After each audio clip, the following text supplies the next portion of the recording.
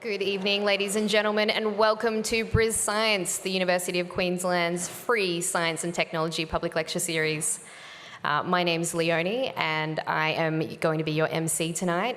I am, of course, filling in for the one and only Dr. Joel Gilmore.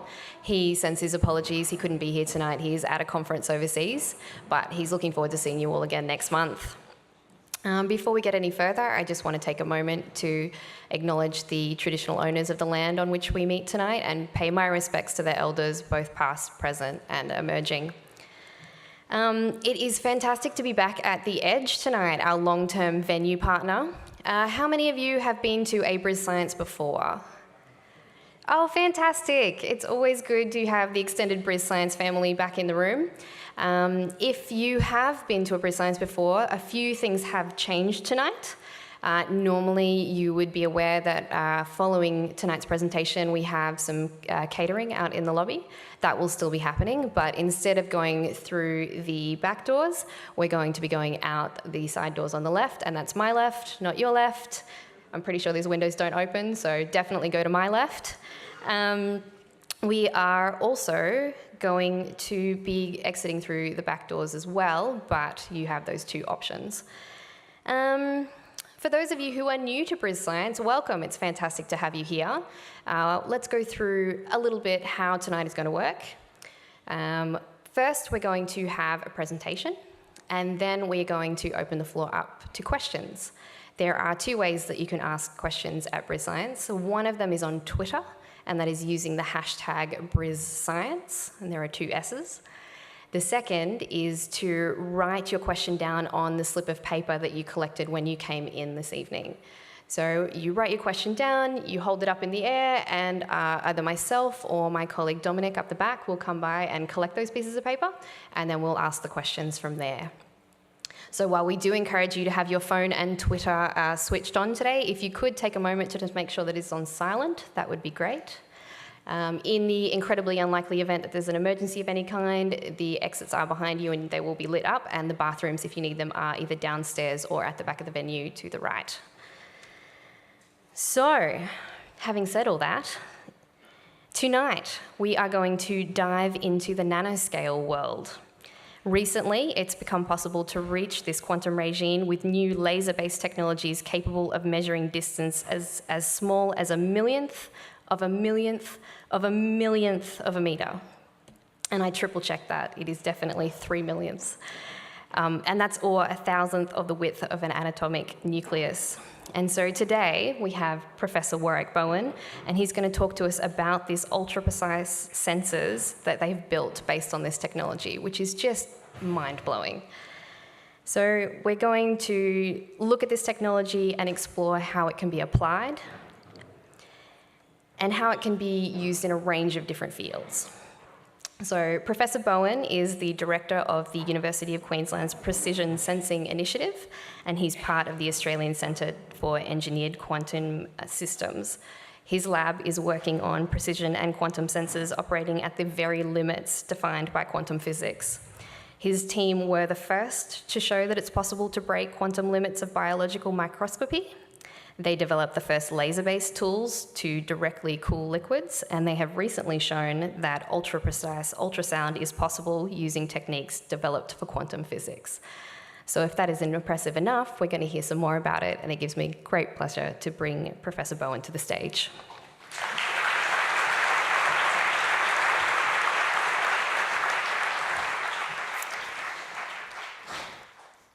Wow, that was a fantastic introduction, and look at you all. This is really incredible. It's so nice to see so many people excited about science here in Brisbane. I want to start by thanking Leonie and Dom and everyone else in Bris Science for making the whole thing possible, not just for my talk, but for Bris Science in general. It's such a great venue. So what I'll talk to you about today is, well, I'll take you through a little journey through the idea of gravitational wave detection, this incredible endeavor of thousands of scientists that now provides a new window on the universe, a way to look at mass rather than light and electromagnetic fields. And I'll go from there to how quantum physics plays a role in that endeavor, and then how my lab and other labs around the world are applying these ideas from gravitational wave detection into precise sensors that are more useful for your day-to-day life. So this is an example of a sensor that we built in my lab. Basically, it's a little trampoline. This is a trampoline, it vibrates. And so you can use that, for example, as an inertial sensor, just one example. And so I'm going to tell you a bit, basically the whole talk is going to be about how you measure motion really precisely and what you can use that for. And just to give you some ideas of what measuring motion is useful for, here are some examples. So in your phone, you have a clock that helps you tell time. You have inertial sensors and filters that are all based on vibrations of little elements like the one I just showed you. This is an example of a chip that harvests thermal energy so you can build little micro and nano robots that run around and don't need batteries.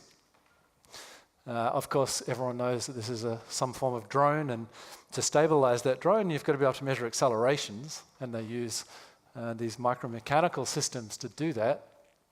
And ultrasound, well, sound gives you a clue. Sound is all about vibrations.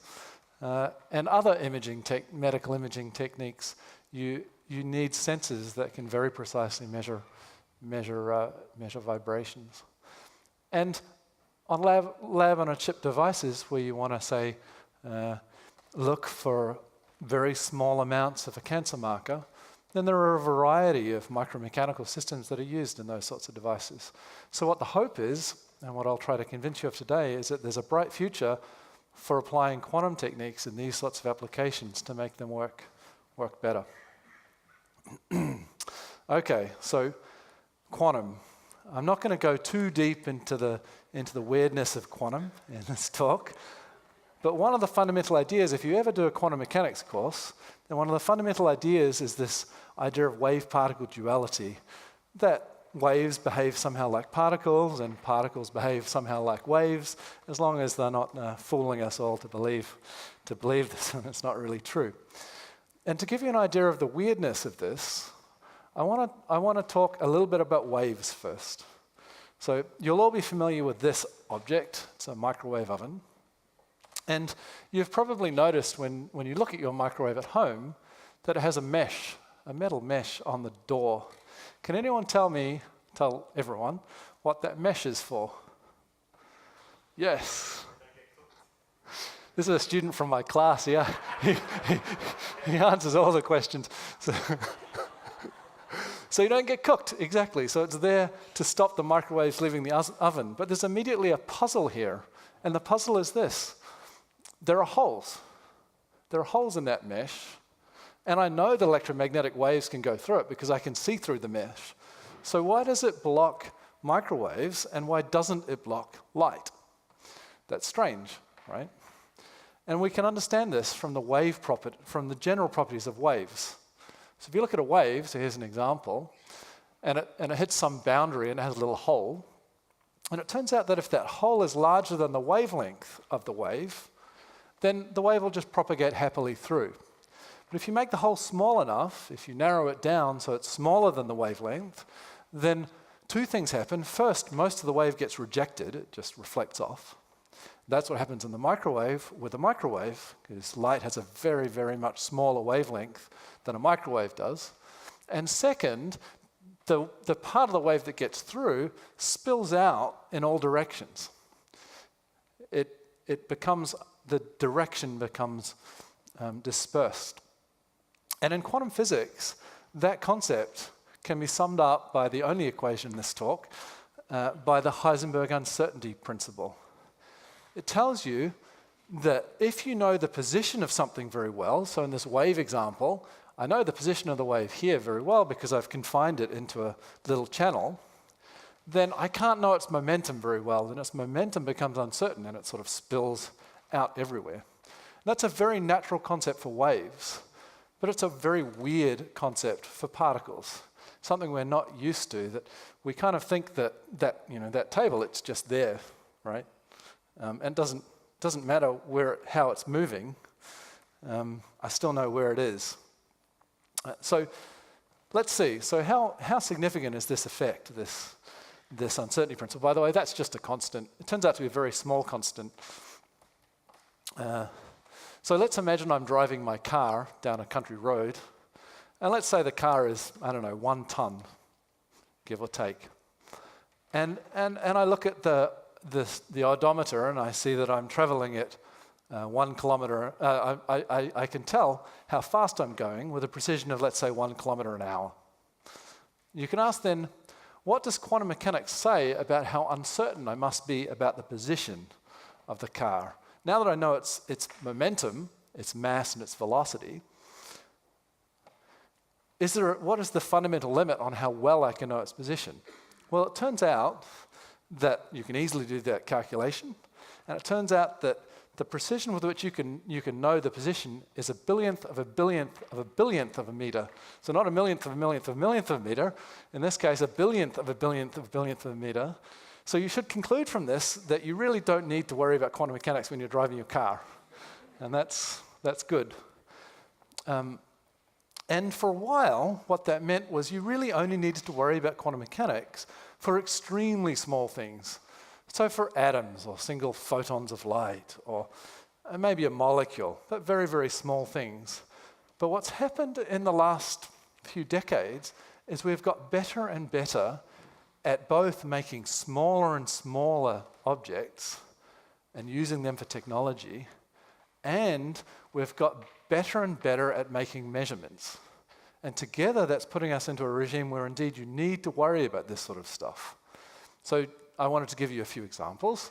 So here's one example. This is the number of transistors on a chip as a function of year. There's a famous law, it's called Moore's law.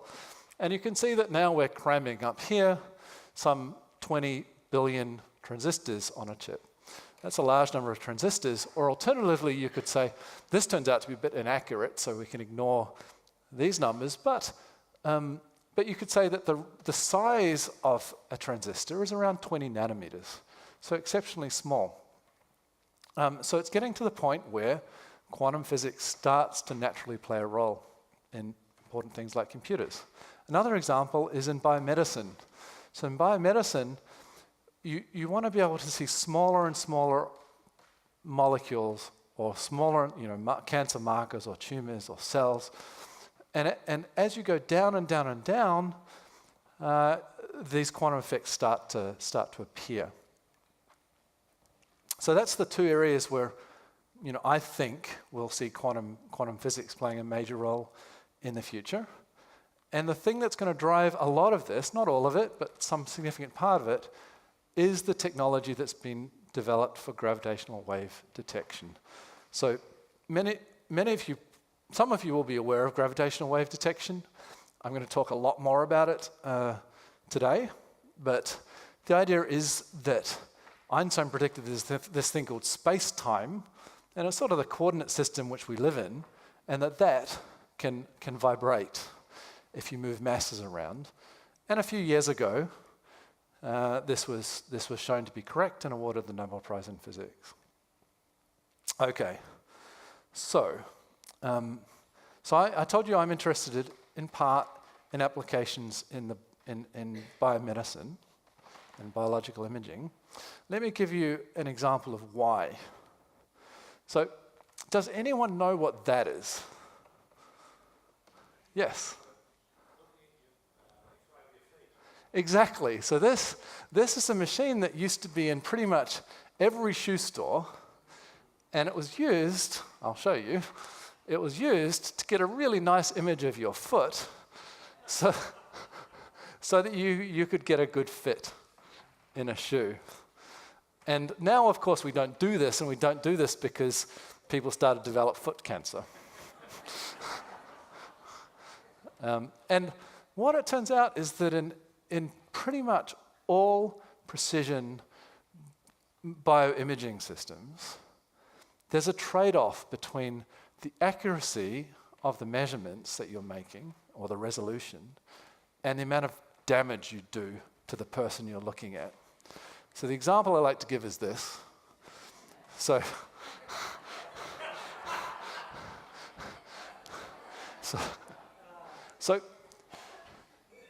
I couldn't possibly comment if I've done this experiment, but the kind of, so there's a lot of laser-based bioimaging systems now, and the kind of laser intensities people use are thousands of times larger than the intensity of the sunlight that's burning that ant. So you need to be really careful when you're doing bioimaging not to damage the person or the sample. Maybe you're interested in the physics of, how, I don't know, how the motor molecules that drive the life of the body function. Or maybe you're interested in what's happening to that tumor in someone's body. Either way, you need to be very careful not to do more damage than good. Okay, so hopefully that's enough motivation. I'm going to go on a little sidetrack just because I think it's a really cool story and you can't stop me. So, and that sidetrack starts many years ago, many years ago, with Pythagoras. So what is that? 2,500 give or take. So you'll all be familiar with this idea that if you have a triangle and it's got a right angle, then the sum of the squares of the shorter lengths equals the square of the longer length of the triangle, right? By the way, this book, The Elements by Euclid of Megara, apologies if I pronounced that wrong, is the second most printed book on earth after the Bible. It was used in school teaching up to the end of the 19th century. So that's sort of crazy from how, it's an incredible book. It's a really incredible book. And it only got overturned by one man. That man was, you'll probably recognize, Albert Einstein. And he said, basically, if I'm summing up what he said, nah, you're wrong. That's not, Pythagoras, you got it wrong. Yeah. What he realized, and it was really an amazing leap of logic, and one that, we would have come up with it eventually, but he was really far ahead of his time. What he realized is that masses curve the very coordinate system that we live in. So this is like a mass, and that's supposed to be the coordinate system of that mass. And if that's the case, it turns out all of the rules of geometry you're used to just break. And there's a clear example of this. So here we go. I want to show you that triangles can be weird. So imagine. So space is three-dimensional. I can't curve three-dimensional space on a screen. So I'm imagining it's two-dimensional, and I'm curving it into a sphere. Now I'm drawing a triangle on that sphere. Can anyone see what's odd about this triangle? So this triangle, if you add the angles up, it's a three right angled triangle. That shouldn't be possible. So Einstein predicted this crazy thing, and then no one believed him. Astrophysicists and astronomers just sort of thought this was very, great, just out there. And so he proposed a way to test it, and this was his idea. So we've got a star, the sun, and the Earth. And according to astrophysics at the time, light from that star would propagate straight to the Earth. What Einstein realized, was that if time was curved, then actually that light is going to bend. And so I'll see the star over here when it's supposed to be here. So he proposed this experiment. And the problem is the signals he's trying to detect are extremely small, and the sun is extremely bright, so it blinds you. So he was very clever. He said, well, if I wait till the right time and the moon is here, then there'll be an eclipse, and I'll block the sun out, and I'll be able to see these stars shifting around as they move past the sun. So this was his proposal.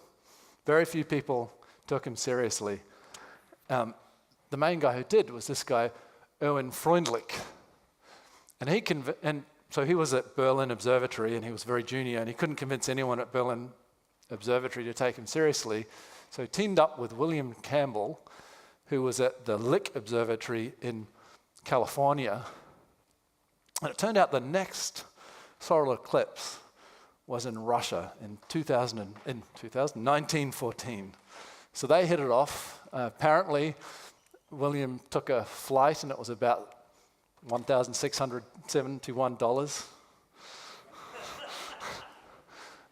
And Irwin had a much shorter trip. So they turn up in Russia and this happens. So Franz Ferdinand is assassinated and World War I starts and they get arrested and their equipment gets confiscated and they get deported. So it doesn't work out very well for them. So, next solar eclipse. Luckily for William Campbell, you could observe it from California, but unluckily for him, his equipment has still been stolen and still been confiscated by the Russians. So he tries to make some measurements with substandard equipment. About the same time, a little bit later, Arthur Eddington goes off to Africa with a team and struggles through jungle, and the weather's bad, and he's trying to image through jungle, forest, and he gets some measurements. And it turns out that William's measurements say, no, you're wrong, Einstein, and Arthur's measurements say, yeah, you're right. So they contradict each other, but of course the media's taken it as, Einstein, you're a legend. But there's a controversy. And the reason that I'm saying all of this is it turned out that this controversy was resolved in Australia. So in 1922, the next expedition was mounted, again by William Campbell. And this is a very interesting expedition. First, because there was a very significant contribution from indigenous peoples. So here they are with their donkeys going out to Whyalla to do these measurements. I'm not really sure why they chose there. And second, because there was a very, very large contingent of female astronomers and astrophysicists. There were 5 female astrophysicists in this expedition. So it was a very unusual expedition at the time, and it was successful. So this is the solar eclipse. These are stars, and they finally, conclusively showed that Einstein was right, that general relativity was correct. So that's great. And it was really an aside, so I apologize, but I hope you found it as interesting as I did. So it's all done. Problem solved. Turns out it's not, because Einstein predicted something else as well. He predicted, oh wow, have I been going for that long? He predicted that if space-time could be bent and curved, it could also vibrate and carry waves. So you can kind of understand that in this way. So if you have a rubber sheet and a couple of masses on it, then they're going to vibrate the sheet.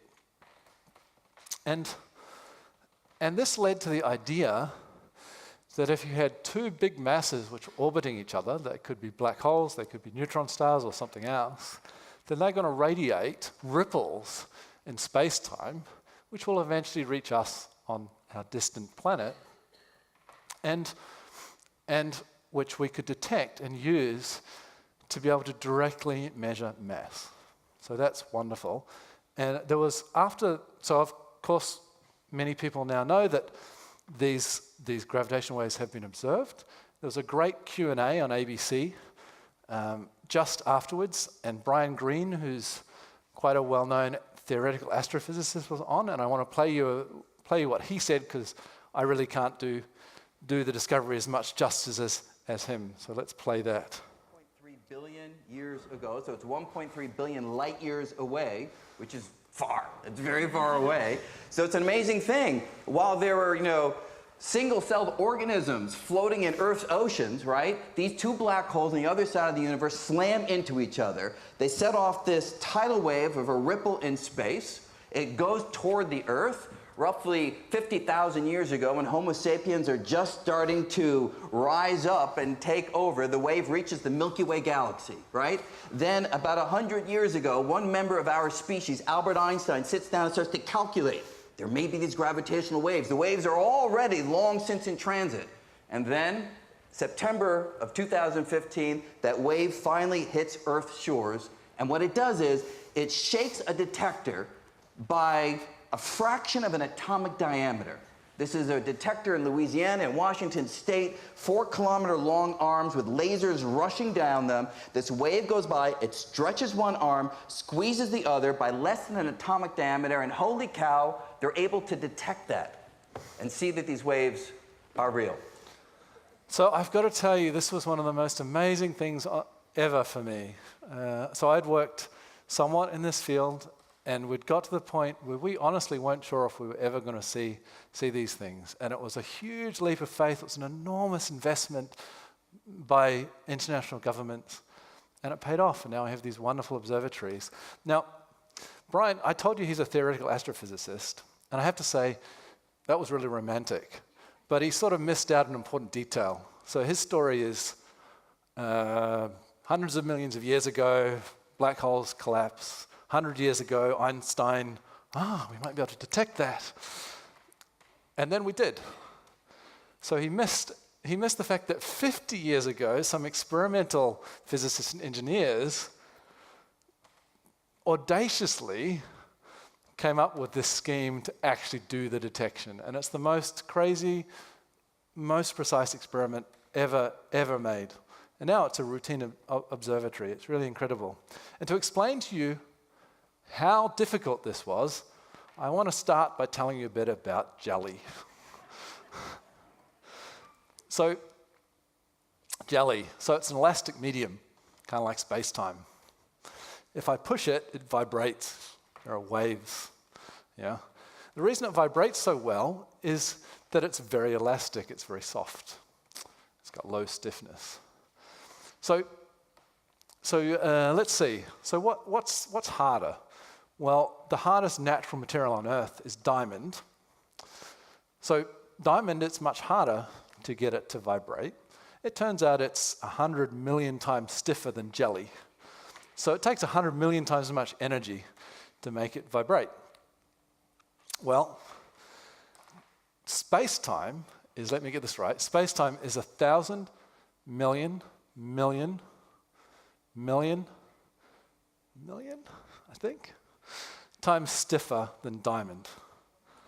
So to give you an idea, if you took all of the energy emitted by all of the 100 billion stars in our visible universe, and you concentrated that into a gravitational wave in the galaxy nearest to us, Andromeda, then that gravitational wave, when it propagated to Earth, would stretch a meter on Earth by a millionth of a millionth of a millionth of a meter, or a thousandth of the width of the nucleus of a hydrogen atom. So literally all of the energy coming from every star in the universe makes this tiny little squeezing, and that's what we're trying to detect. So it's pretty crazy. It's pretty crazy, and amazingly, it's possible. This is how it's done. So this is what's called an interferometer. It's a very unusual interferometer. It's quite large, as you might notice.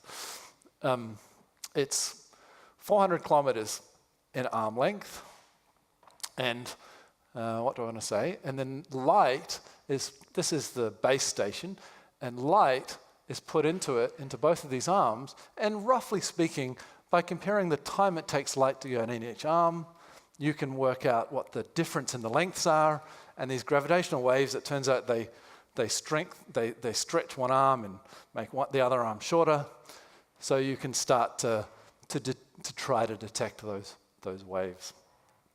And the trick, I mean, there are lots and lots of engineering challenges if you want to measure a 4-kilometer distance with a precision of a thousandth of the width of a nucleus.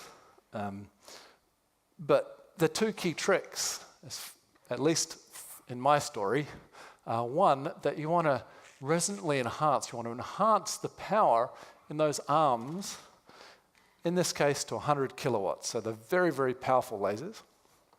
And the second is, at the end of this arm, there's a mirror that reflects the light back, and that mirror has to A, be exquisitely well polished, and quite large, so that's a foot or so, and it has to be suspended on an extremely good isolation system so that any vibrations of the earth, any vibrations around, don't get into the mirror. So the mirror can sit stably with that sort of level of precision. I should say the polishing of this mirror was actually done in Australia by CSIRO.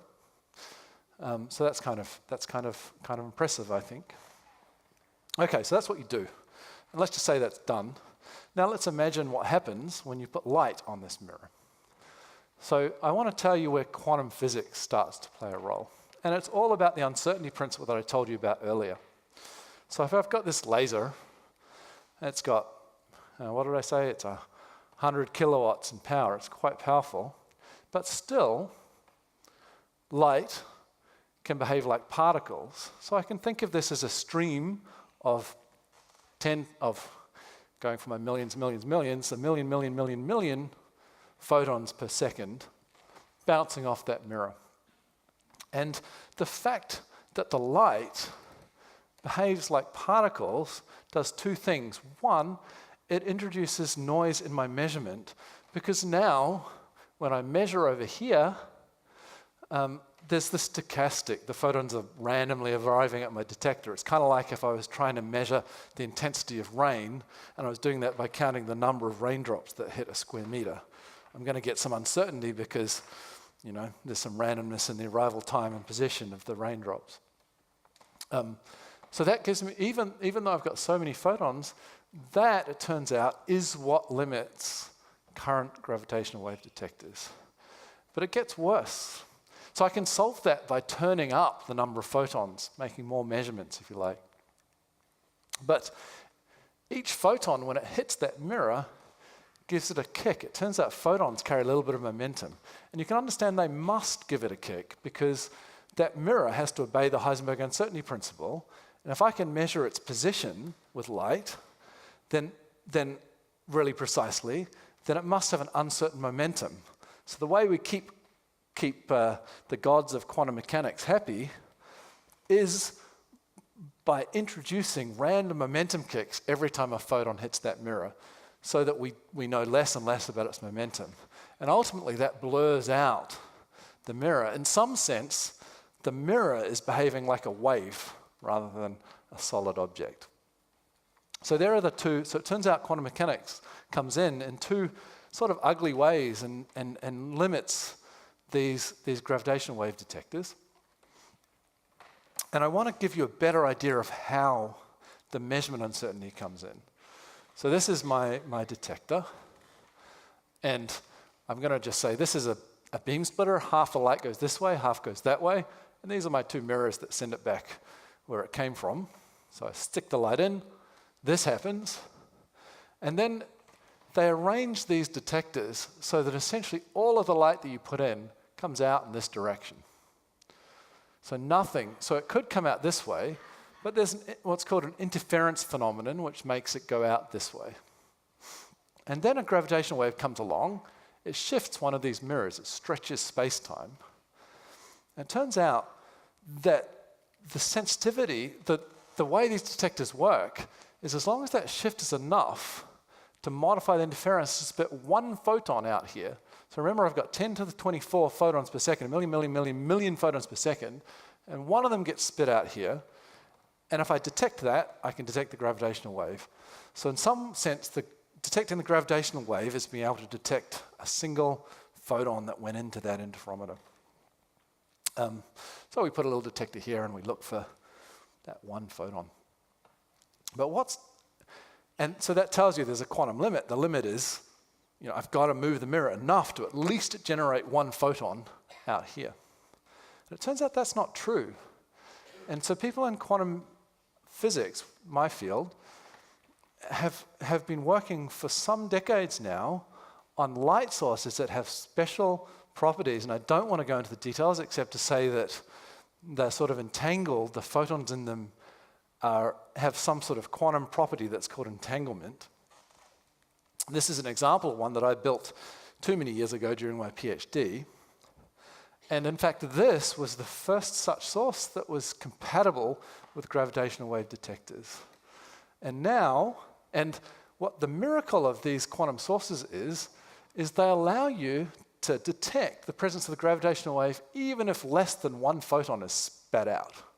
So you'd think that if I don't at least have one photon, I'm not going to be able to detect that thing. Well, that turns out to be wrong. Yeah, so you can detect the gravitational wave with less than a photon, and now the fifth generation on from this guy, which was developed at the Australian National University, is being installed into gravitational wave detectors and will allow us to see 10 times as much space. So quantum physics is this year going to allow observation of these gravitational waves with 10 times as much volume. So I think that's really exciting. But for me, I wanted, this is a pretty big device, and I wanted to work on physics. I like working on this sort of fundamental stuff, but I wanted to also, so the question was, how do you make this more useful for humanity in general? And it turns out you can apply the same techniques at the nano scale. I'm not going to talk about this at all in this talk, except to say that we've used exactly this sort of technique to be able to detect single biomolecules, which might be a cancer marker, with intensity of light lower than you would expect in principle you'd be allowed to, so that scatter less than one photon of light. What I want to talk for the rest of my time about is instead nanotechnology and trying to take these sophisticated tools developed for gravitational wave detection, miniaturize them onto a chip, and use them for sensing devices. This is a silicon wafer that's being held by Eric, one of my postdocs, with a whole bunch of devices on it. In fact, I brought one with me, and Leonie's going to pass it. Oh, I'll show you. Yep. So this is a sample, just in case anyone would like to have a look. And each one of these chips of silicon, now you can drop it. It doesn't matter. It's not. Not a critical device for me. But if you've got good eyes, you'll be able to see vertically running along this chip a row of dots. And each one of those dots is one of the devices that we make. There should be about 40 of them on each chip. So just pass it around and see if you might want to get some light on it. It's actually very hard to see them. Maybe my eyes are no good, but it's very hard to see them without some light. Okay, so if you don't believe me, there are devices on there. This is what they look like. This is an example of the sort of sensing device that we make in my lab. So what is it? Well, it's a ring, and it's a ring of glass of silica. And it's sitting on a silicon chip. And it turns out that you can trap light. Let me see. You can trap light around the perimeter of this ring. It's called total internal reflection. So if you're in a swimming pool and you're underwater and you look up, sometimes you'll see the floor of the swimming pool. That's total internal reflection. But here it's happening at micro scale on a chip. And that allows us to enhance the intensity of the laser we put in up to about 1 kilowatt. So we're not at the 100 kilowatt level of LIGO, but that's a lot of power to put on a little device on a silicon chip. So we're enhancing the light just like you do in LIGO. The other thing we're doing is this sort of structure here, well, that is a vibration isolation structure like the pendulum structure they had in that gravitational wave interferometer and the LIGO interferometer. But we're fabricating it all onto a chip to do the vibration isolation on a micro scale. And finally, this yellow stuff is some sort of functionalization. We're not trying to detect gravitational waves. You really want a large object to do that. We're trying to detect something else. And in this case, these are wires. They're gold wires that we've patterned onto the device. And that allows you to detect electric fields or charge. But actually, this device isn't a sensor. I'm just using it because it's a nice example. I'll show you some proper sensors later. This device we designed as a tuner, as a way to route light on a chip. And the idea is if you apply a voltage across these two electrodes, then you should be able to see that, in fact, there are two very thin, so 200 nanometer thick layers of silica on top of each other. And applying a voltage across here changes their separation, and that changes the length, the path length of the light around the device, which changes how it reacts to light going into it. And okay, that sounds really technical. Why would I care about that? Well, it turns out that next generation computers, because we're wanting to have faster and faster logic and more bandwidth, they need to use light. Just like in the National Broadband Network, we use light and fiber for communications. On-board computer chips and high-performance computers will require light to transfer information from one electronic computing node to another. And so we need ways to build devices. This is a device kind of like the one I just showed you, devices that allow that light to be routed. So that's what that was. Well, let me give you a more biomedical type example. So this is the same idea. It's the same sort of device. It's these two thin discs of silica separated by a little bit.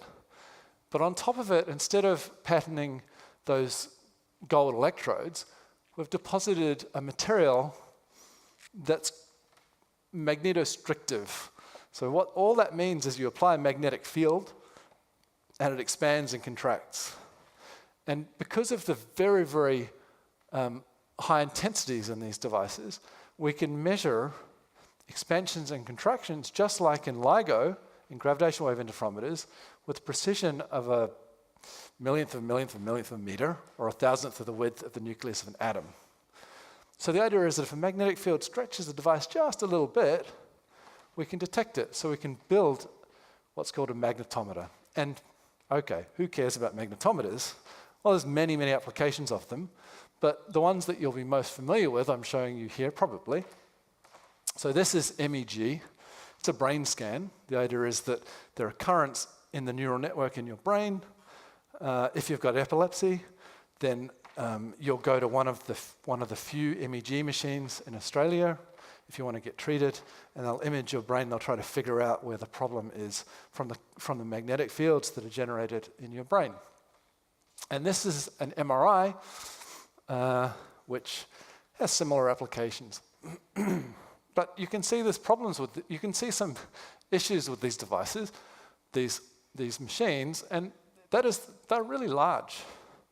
And they're really large because it turns out you need cryogenics, you need cold systems. So here you have a cryogenic magnet, a big coil of wire that's cryogenic. And here you have a cryogenic sensor to sense the magnetic fields of your brain. So if you could develop magnetometers with the same, so it turns out that the sensitivity, the precision of magnetometers gets better as you cool them down. So that's why people operate cryogenic. If you could make a magnetometer with the same sensitivity as the magnetometers in this MEG machine without cryogenics, well, then imagine what you could do. You could build a cap instead of a huge machine.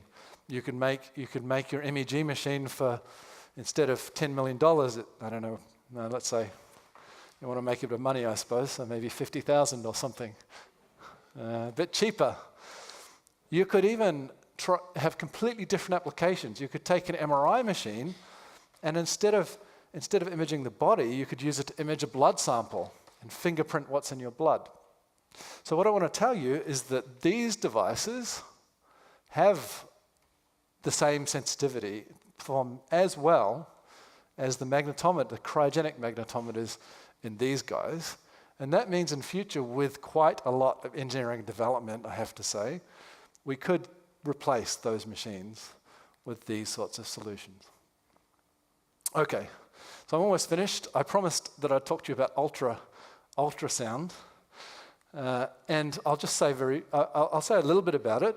It turns out that very similar technology can be used to measure ultrasound. And the idea is that ultrasound is just a pressure wave. And if I have a device that that responds to that pressure wave, and I can sense the vibration of the device with high precision, I can build a precision ultrasound sensor. We all know that ultrasound is a very important biomedical tool. And it turns out one of the challenges with ultrasound is exactly what I showed you at the start of the talk. It's what we call diffraction. So ultrasound, generally the wavelength is quite long. It's a sound wave, it's not like light. And that means that it diffracts a lot. It's hard to focus ultrasound and get a high-resolution image. So you want to image a fetus, great. If you want to image a tumor or a cell, much, much, much harder. And the solution to this, it turns out, it's kind of obvious actually, is you need to go to smaller wavelengths. So you have less diffraction. Or in other words, you need to go to higher frequencies. And people do this now using lasers. So you have a laser source, which is here.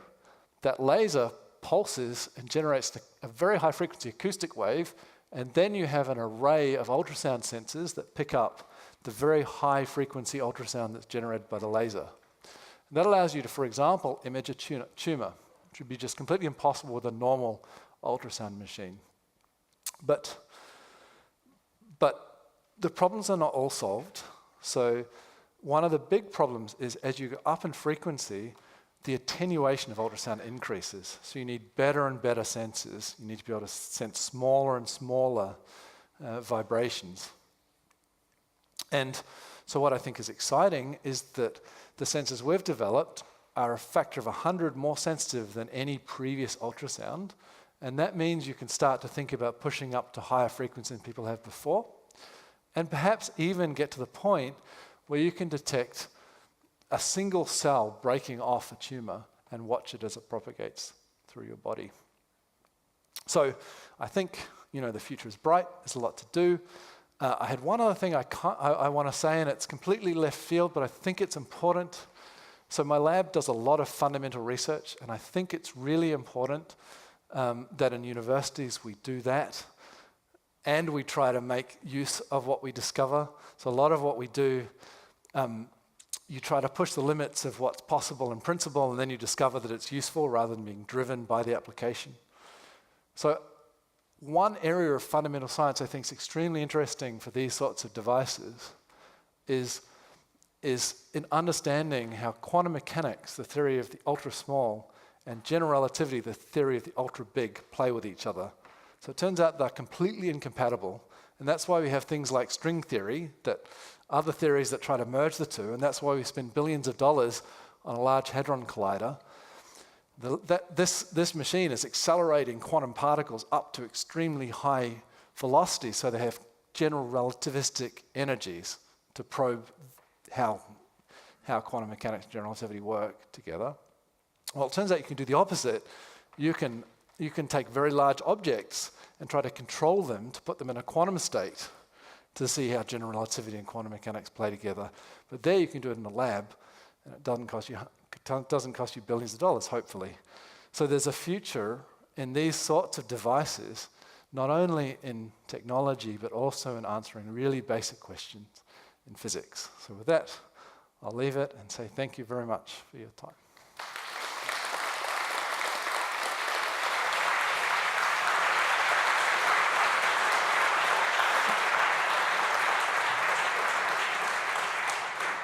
Thank you very much. So we'll give you a moment to catch your breath, have a drink. It will also give people in the audience time to start working on their questions. So remember, you have two options. You can tweet us using the hashtag BrizScience. Otherwise, if you've written your question down on your piece of paper, now is the time to hold it in the air, and Dom will come around and collect it. So while we're doing that, I wanted to let you know that if you enjoyed tonight's presentation and you are thinking about learning more about quantum, UQ is actually offering a new Master of Quantum Technology as of July this year. So check it out. It is the first of its kind in Australia, and it's offering a unique mix of fundamental and applied physics, which is increasingly in demand. So if you are interested at all, I do encourage you to look it up. And many of you will be wondering what is happening next month. Well, I'm glad you asked. We're going to be looking at genetically modified crops. Now, that's a topic that's been particularly heavily debated sort of in the last few generations. Genetically modified crops have been grown for almost 200 million hectares in over 25 different countries, but there's still a lot of debate about the pros and cons. So we've decided to invite Professor Ian Godwin, and he's going to look at the benefits and risks associated with these crops. He's going to look at some of the exciting advances in breeding techniques and also gene editing and things like CRISPR. So it should be a really interesting one, and I do encourage you to keep an eye out for tickets. As many of you will know, BrisScience sells out quite quickly. So if you haven't already, I encourage you to sign up to our mailing list. It's on our website, and that way you'll be the first to hear about the new events and when the tickets come online, and hopefully avoid missing out. So, I have a question in front of me. All right.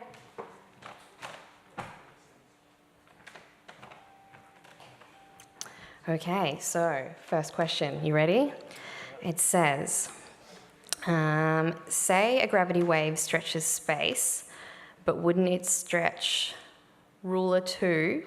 So why does the interference pattern change? You know, that's an extremely good question, and you're putting me on the spot because I'm not a general relativity guy. So the question is this, and so the question is, if space stretches, then surely any ruler you put in space is going to stretch too, and won't the distance stay the same? And I have to tell you that in 2014, I was sitting with a colleague of mine, and we were sitting with another colleague who was working directly on these gravitational wave interferometers, and the first colleague asked him exactly that question, and he couldn't answer the question, and we started thinking, oh my gosh, maybe they got it all wrong.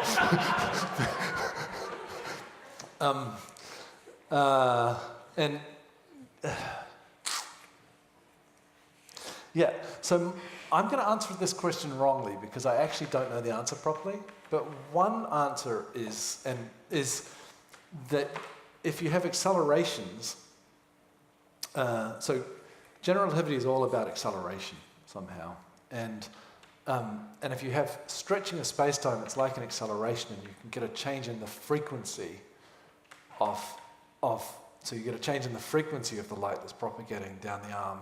And then if one arm is a different frequency than the other, you're going to get a phase shift at the beam splitter, which looks like a delay in space, when really it's a phase shift. So I think that might be the correct answer, but actually it's a really subtle question. And I can tell you the theorist, so Kip Thorne, who got the Nobel Prize for doing the theory of gravitational wave detectors, worried for a very long time about this and wrote a lot of papers.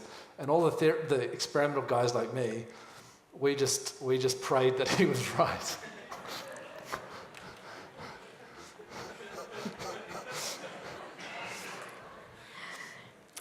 Okay, so our next question comes from Twitter, from Skeptomite, and they have asked, so at LIGO, the photons are going 4 kilometres up and 4 kilometres back. Do the photons passing each other cause interference? If they're behaving as particles, do they bump into each other? Okay, so the simple answer to that question is yes and no. So they yes to the first part and no to the second part. So they do interfere, but they interfere in a funny sort of way. So if you were to freeze, so the photon is, as a wave, it's like an electromagnetic wave, right? It's like it oscillates. And two photons that pass each other, if you freeze frame, you'll see the electric fields will add or subtract depending on their directions. So you definitely get interference, but they don't interact. The sort of short answer is you don't get interactions. So photons, you can get interactions between photons, but they're not like billiard balls, which will interact very strongly. They actually have exceedingly weak interactions. And in fact, the challenge, I mentioned that we use quantum techniques to improve gravitational wave detection, and the whole challenge there is actually to make photons interact. So what we do is we take a single photon and we convince it to break into two photons, or in fact we do the reverse and take two photons and convince them to combine into one. But if we do the first process, then that's a really interesting process from a quantum point of view, because there's this entanglement that I mentioned between the photons. If I measure the property of this photon, it tells me the property of that photon. And it doesn't matter how far away they are in the universe. They could be on opposite sides of the universe. If I measure, for example, the position of this photon, then it tells me the position of the other photon in principle perfectly. If I measure the momentum of this photon, it tells me the momentum of that photon perfectly.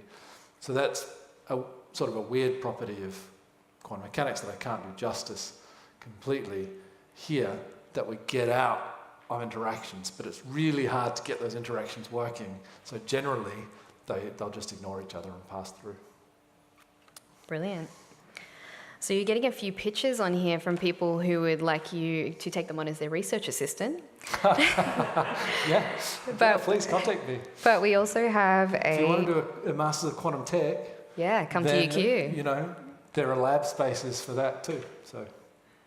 We have a question on here from Ian that says, will you be able to increase the neural resolution to be able to approach two-way communication with the brain?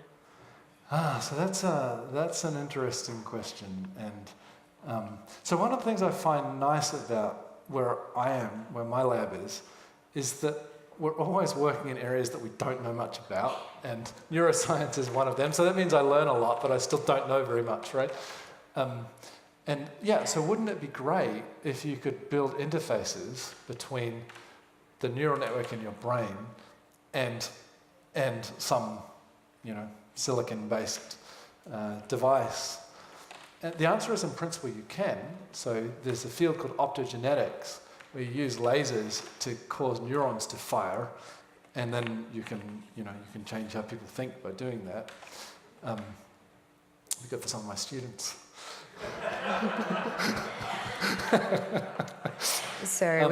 And you could do the reverse, and you could take one of our magnetometers, and you could use that to read out the response of the brain to this stimulus. But the challenge is, it turns out neuroscientists, I don't want to bag neuroscientists too much, but there's this, there's a worm that they use a lot called C. elegans, and they use it because it's got something like 17 neurons in total, and they're always wired up the same, and they still can't understand what it does. So we're quite a way from that to be able to control the brain interface with it, I think, with the kind of technology that we're building. I think we have time for a couple more questions. Keith would like to know, is LIGO capable of measuring the cosmological constant? Oh. The questions they're good tonight. We're pulling out the hard ones. I don't know. I have no idea. So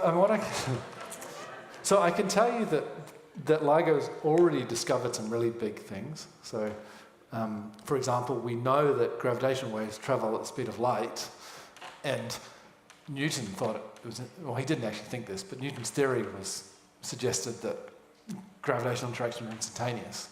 So now we know that. That's cool. They give an independent way of verifying the Hubble constant, how fast the universe is expanding. It seems to confirm optical measurements. They tell us that all of the gold and platinum and all those valuable minerals, heavy minerals, were produced in neutron stars. We didn't know that before. So we're already learning a great deal. What would be really fantastic to do would be so if you do optical observing, then you're limited to, so when you look up at the sky, you're looking back at time, because of course it takes a long time for light to get to us. But you can't look back indefinitely, because eventually you hit the cosmic background radiation.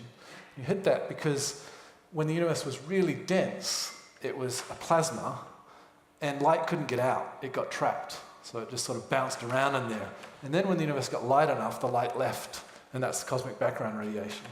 So you just can't look backwards in time past that point with light, but you can, in principle, with mass. So they're building gravitational wave detectors to go in space that may be able to do that. And I think that would be really incredibly exciting.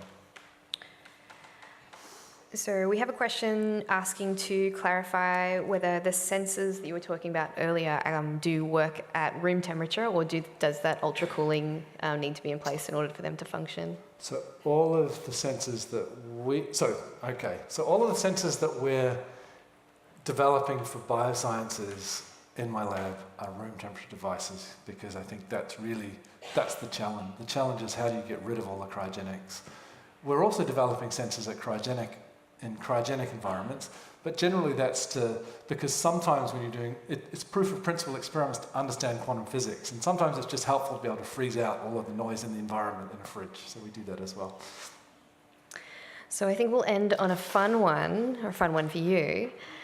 If you received like a $10 million research grant today, what would you do with it now? This Like, is what would you? filmed, isn't it? I don't know if I want to give all my That's fair. secrets away. But yeah, the question is, what would you do now that you can't already do? That is an excellent question. And yeah, that's a great question. It depends a bit on the grant, but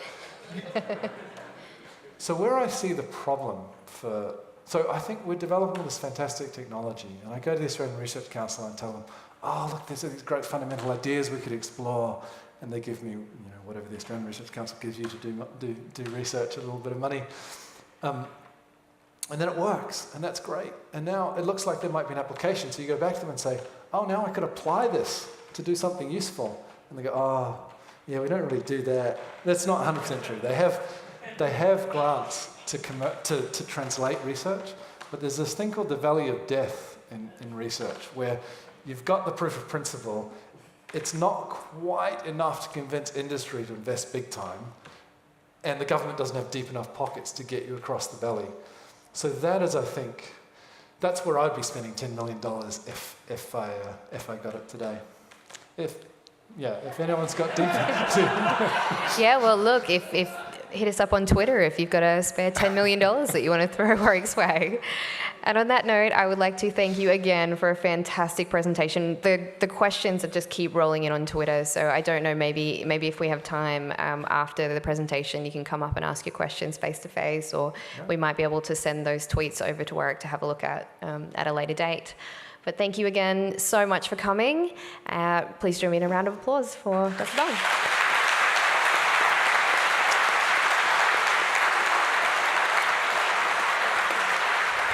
As I said to you before, we will be back next month. Keep an eye out for the tickets for the next talk. And we do have catering through the doors to my left, your right. Thank you so much for coming.